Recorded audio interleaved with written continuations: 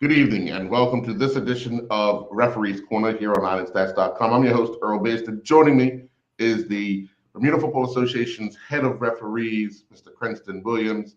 Mr. Williams, although we see we're coming down to the end of the season, we're getting some disturbing correspondence, I'll call it, from not only youth referees but senior referees as well, as we see an abundance of abuse, verbal abuse, rearing its ugly head again. And I mean, I know that, especially in the senior department, because we're coming down to the tail end of the season, people are concerned about either relegation or promotion or winning the leagues. So it's added pressure. However, there's no place for abuse. And I first want to touch on especially our young people. I mean, there's no place for it for anyone. However, you've put together a host of young people who are keeping the youth leagues alive, and they are subjected to being abused to where, I've been informed that some of them don't even want to do it anymore. What is the stance of the Bermuda Football Association when it comes to especially these youth referees? Good evening, all. Yeah, for me, Earl, when the youth referees do attend training sessions, we do give them the power to end a match if they feel they've been abused. But normally at a game for the youth referees, you do have a match commissioner who is the real to intervene and ensure that the youth referees are protected.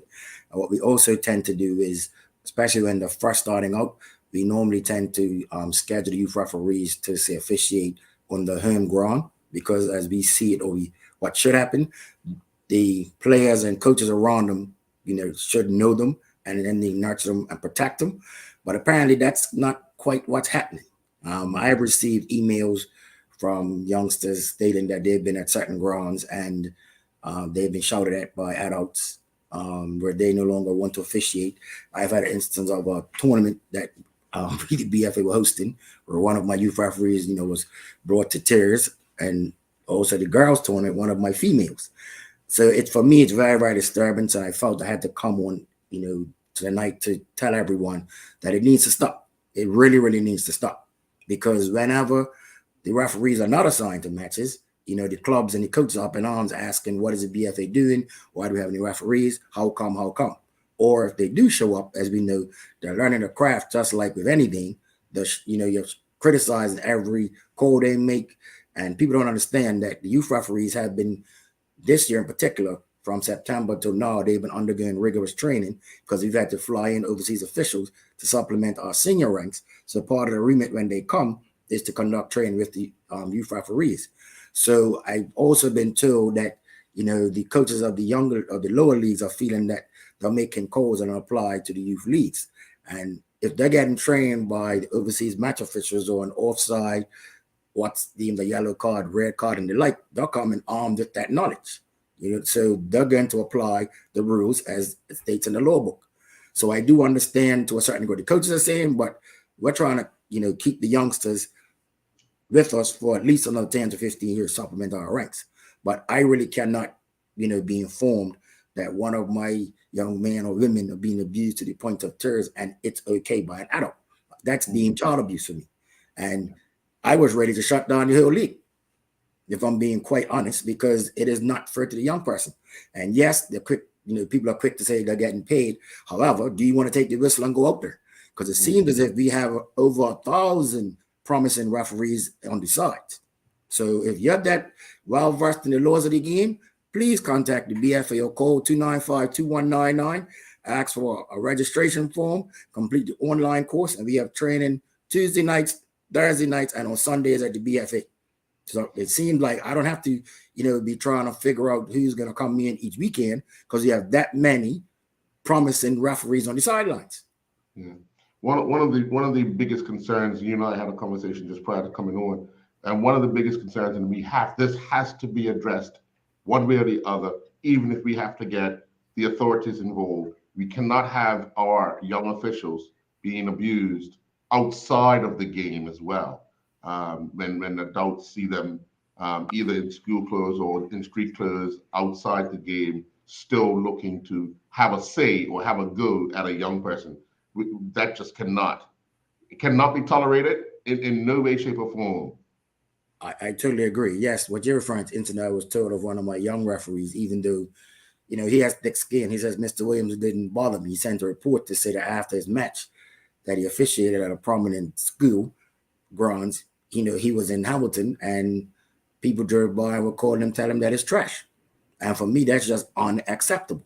Mm, He's doing something that the adults don't want to do, the coaches don't want to do. mm, And you're seeing him after the match, and you're like, for me, that is just totally unacceptable. mm. Definitely. So let me ask you, because I mean, you get a whole host of young people, their parents are bringing them to training, getting them involved because they think it's a good thing to be involved in a structured program and so forth.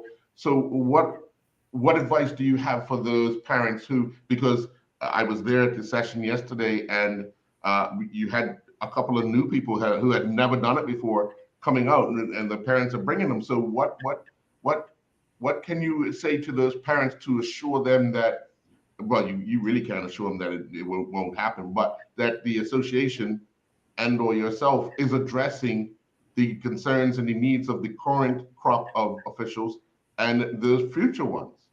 Well, we do have we have a disciplinary committee that the BFA has, and the youth committee is utilizing that.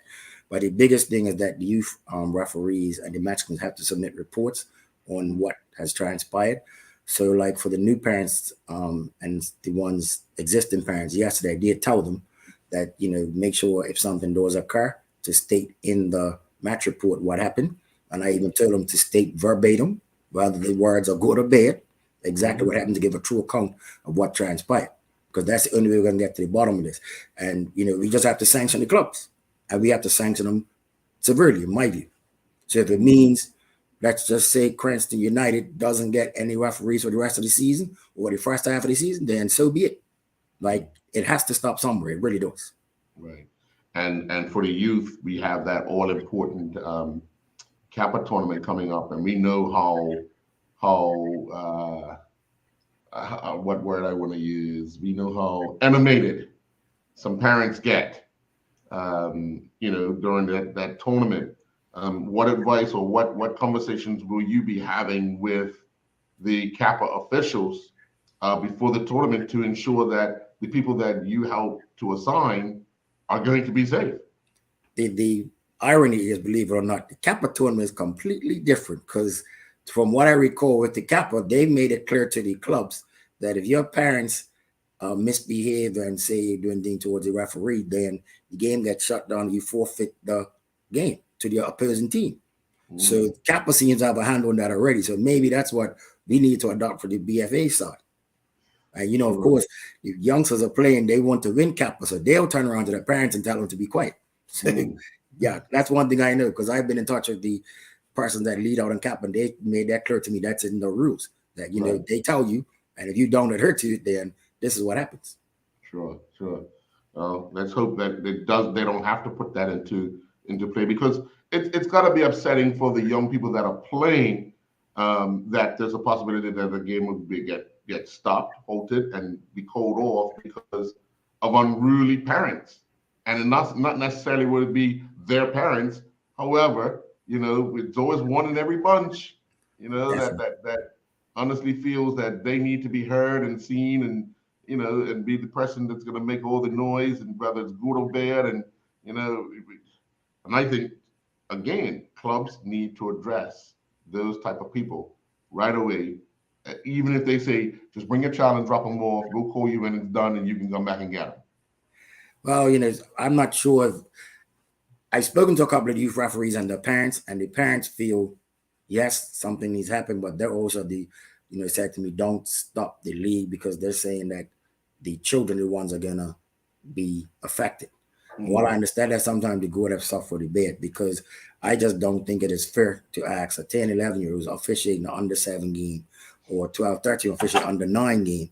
They have to stand there and take abuse from someone on the sides who is not going to be willing to take the whistle, come to training, all of that, just because they feel that they have a voice or mouth. That's what I have a real problem with. And in particular, knowing that these young people come to train religiously, they do what they have to do and they're applying the laws. But because it's not to quote unquote your liking, because it might affect your team, that you feel you have to show. Why? Why is that necessary? And that's something I've asked for a while. What is it that causes people? Because the same people who be shouting for the whole hour during the youth game, when it's over, we want to see the hey referee, it's just the passion. You had a good game, but I get vocal at that sometimes, so I do apologize. No, you don't apologize. Just keep your mouth closed. Right. That's my view. Right.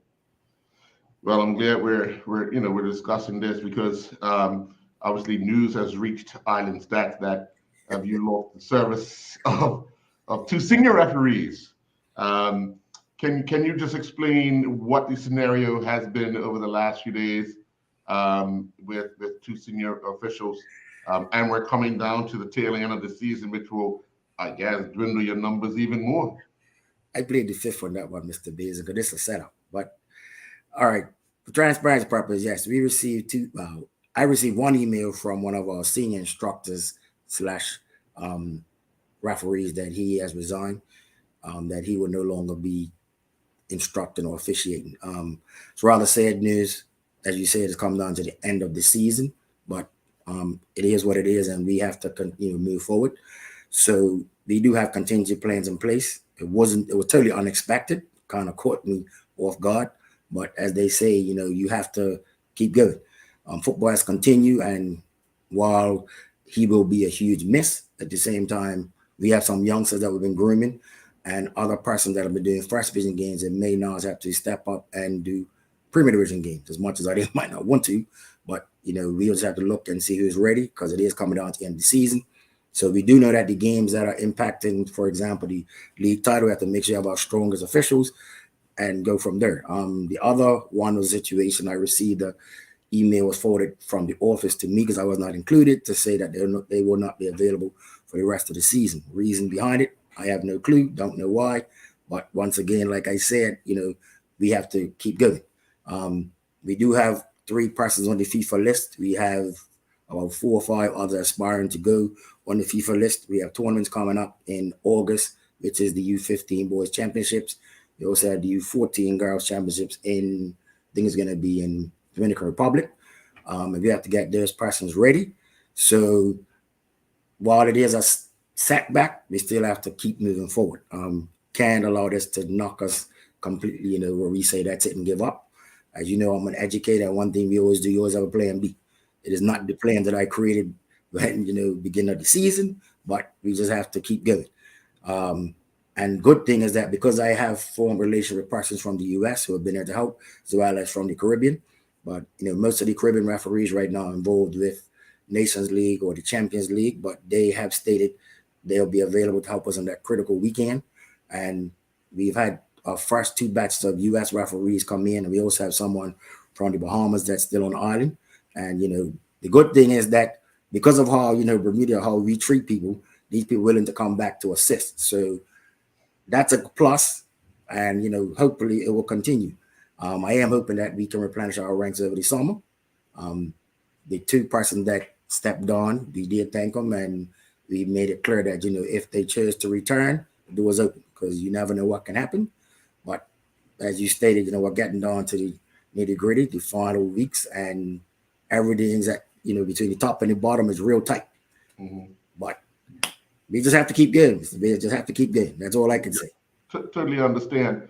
I was made to understand that for one of the officials, abuse was one of the reasons why he decided to move away from football.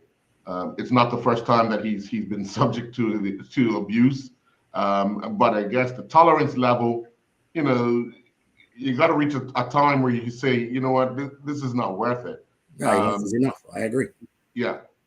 So I agree, and that's the other thing I think that here in Bermuda, what I found, especially at most games, because when the foreign referees are here, I normally am at their games.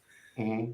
The local referees, it seems as if, or just even football, when you go to a game, people are just desensitized to saying that's abuse because it's just expected to be the norm that you can just shout and say a referee is trash or what are you doing, ref? Like last night at the Devonshire Rec, people are telling me that I was saying, shouting out to me that I wasted taxpayers' money bringing in the foreign referees, and that I'm better off using the local refs because those guys are trash. They're not up to standard, not up to scratch. But at the same time, these are people that are in the US who do MLS matches, so clearly they know what they're doing. But I think what it is the fact that because they have I'm not going to say a higher standard, but their level of what they're used to is different, and they don't tolerate what I guess we would normally accept. So I think that's where we have to now change our mindset. And I've been trying to impress that upon the local referees. Apply the law. The law says if you cuss to me, you got a card, then that's what it needs to be. It shouldn't be, well, Cranston Earl are friends, so I'm not going to course because that's not what he meant. No. If Cranston cussed to Earl and you're the referee, then I deserve a card. No discussion, end of story. Right. I must say, those people wouldn't have seen the match at Bernard Park yesterday, where I think even when players got blown for fouls against them, they had to appreciate the referee was right there. Oh, yes, he was. Took Yes. command of the game. The way he blew the whistle, the way he got between players if there was going to be, if it looked as if it was going to be some sort of scuffle. And That's even Mr. Louis Arujo. Mr. Louis Arujo. Yes, I even saw players going like it was the end of the game, shaking his hand or I'm like, wow. So he made the calls that I'm pretty sure a local official would have made. So why don't they get the same respect? I don't know what. Well, we don't know what that is, Mr. Bears. You and I both know. Anything from overseas is better than what's in your backyard. We know this. That's just the way we see things. And if you recall my incident at PHC, that's exactly what I said. If it's somebody from overseas, the player somehow seems to respect them better. For whatever reason, I haven't quite figured out that formula as yet. But that's just something that I noted. Just like on Saturday night, the game at PHC versus St. George's. I think that's the first time I've been to a game in a long time where there wasn't any complaint about the referees, his calls. Everything was just quiet. I don't think I heard anyone on the bench say anything. It was just everything was good. And Mr. Ruger was the fourth official, and Kyle was the referee. And he had who Kyle was with. I think it was Clinton and Staffen, our two FIFA ARs. Yeah. And it was just like, no, like clockwork, smooth sailing, no issues. And I was just like, so this really can't happen at a game in Bermuda where it's not the referee's fault, and everybody's fine. It was, I always find these things amazing. Right. And one of the things, we're talking about the two seniors who have senior officials who have kind of walked away for this season, or remainder of this season. Hopefully, they have a rethink and come back. But their services that they've put in throughout the last few years. Just speak a little bit about what it means to have senior officials and officials that kind of lead the way. As I stated earlier, I did thank the senior official and the instructor for his services. As you stated, it's not the first time he has left. You do need your senior people around, but at the same time, you also have to groom youngsters to take their place. My remit has always been, we had one person on the FIFA list and to get more. And if you know that fellow, Mr. Mark Wade, he's a taskmaster in trying to make sure that occurs. So for me, I know there's a group of youngsters that are between the age of 15 to 17 who I've been toying around the idea of unleashing them on a first division game. And as things have now transpired, I did tell them, because they officiate every Friday night with me, the BFA, and they do games on Saturdays and they do senior matches, that look, it's coming and you're going to be, one of you is going to be the middle, one's going to be the fourth with two ARs, and I will be the match commissioner. We're going to show that, hey, it's your time. I'm not one to feel that, because they're young, you can't let them go. Because one in particular, he goes to if it's on a premiership game or first division game, he always has his cards and he always has his whistle. And he tells the referee before the game starts, hey, listen, if you go down at my cards, whistle right here, I'm ready. So for me, that is something that I have to nurture. I can't keep saying, oh, it's not your time, it's not your time. I also have one of my ARs who's on the FIFA list who likes to also officiate in the middle. So he's Yeah. made it clear, hey, look, you need me, I'm here. Because that's his, he really loves it. But I'm Yeah. like, nope, you're a FIFA assistant referee, stay on the line. But Mm. for the ones that are still hanging in there with us, they are quite flexible. And it's not ideal to ask a referee or AR to have to do 2 games back to back, because I stress all the time. You don't ask your players to do 90 minutes there, another 90. Leave from one field, go play another game afterwards. And what people don't get, oh, that's what the referees get paid for. Yes, that's fine, but at the same time, when mental fatigue kicks in, they don't get a chance. Let's just say relax, go get a shower, get some food, anything in between, and mental lapse will kick in, and they're gonna make a mistake. Mm. It's bound to happen. They might not be there for that offside call, or they'll miss a foul that you think it should have been.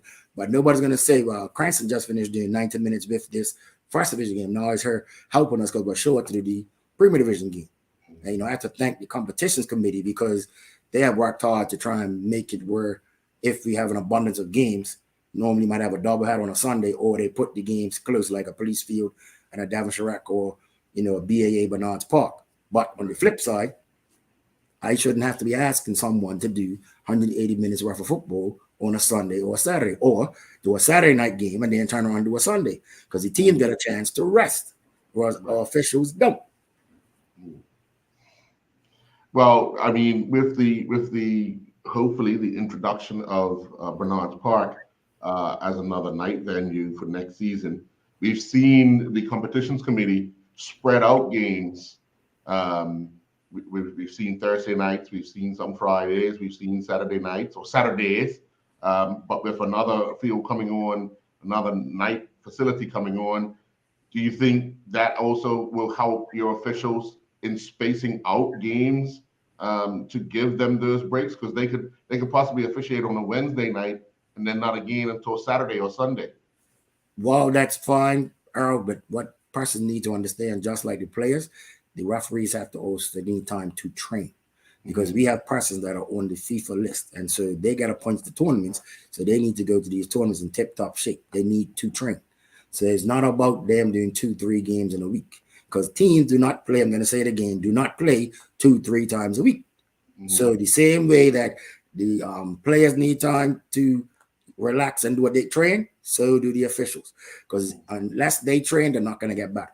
And the goal is to, for me, get a team of officials to a World Cup. That's what we've said, and that's the mandate, and that's what we're aiming for.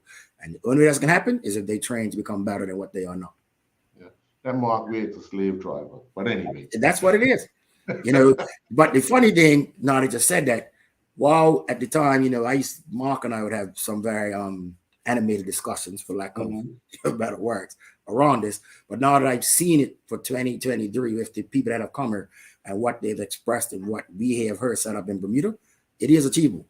Mhm. I met with Javier Santos, who's the regional development officer for FIFA last week.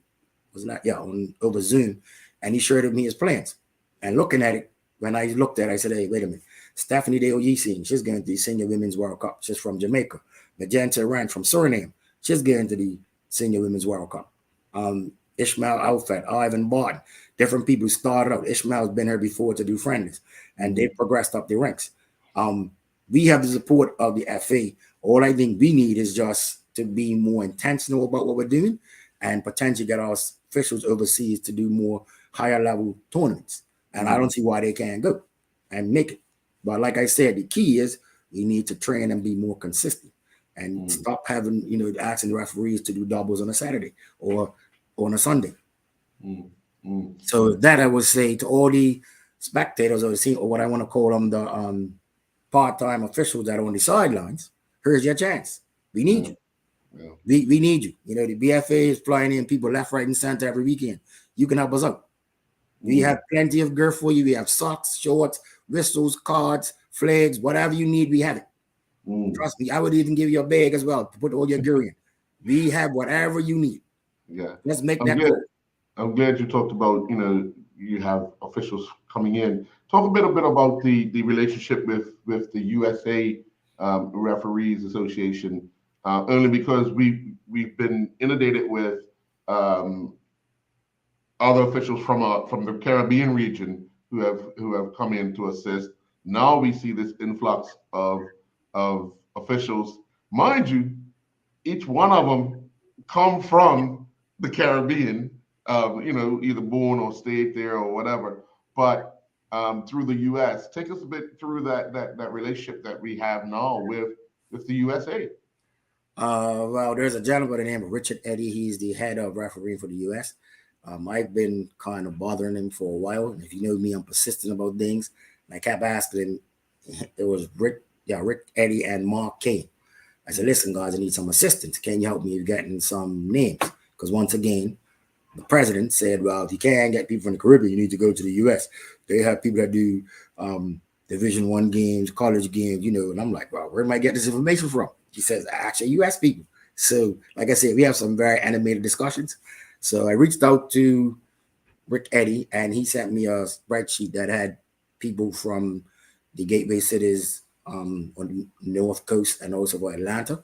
So I emailed everybody, had a Zoom meeting. They agreed that they're interested and just went from there. And since which some of the people that were not on the list have gave me contacts with other people who are also interested. And they're like, well, with the first three that came last week, Kyle Alejo and Emil, they've, I shared pictures on Facebook because me, as soon as a game happens, you see who's the refs. So other people have seen it and they're like, hey, I want to be part of that. So it's an ongoing, for me, a partnership that started. I hope that it continues. They've also given us tournaments that our youngsters that are officiating in Bermuda can potentially, we could send them overseas, which I like because they have tournaments from under 10s up to seniors.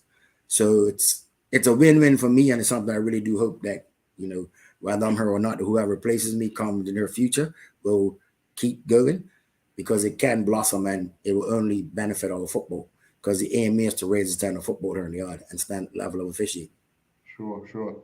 Now, as many would realize, all this comes at a cost. Big cost. How much longer can we continue this course? Mr. Basin, there are some things that are above my pay grade. You just put it in or ask for it and all I can do is ask, and it's the executive and the controller, the treasurer either say yay or nay. But I do know football has to continue. So the one good thing I will say, yes, the executive, the president, everybody realize football has to continue. And due to the lack of personnel on the island, if that's how we have to do to continue football, that's what the executive has deemed the effort that we have to do.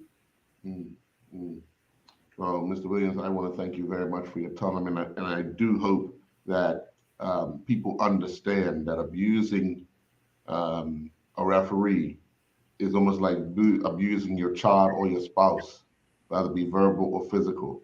So if you take that and if you think of that, then we need to make sure that we stop it. And if anyone's standing next to someone who's abusing someone, even if you're not willing to say anything to them, find an official just to identify who the person is so that it could be addressed. Because we cannot have, let alone our senior officials, but our youth officials being abused.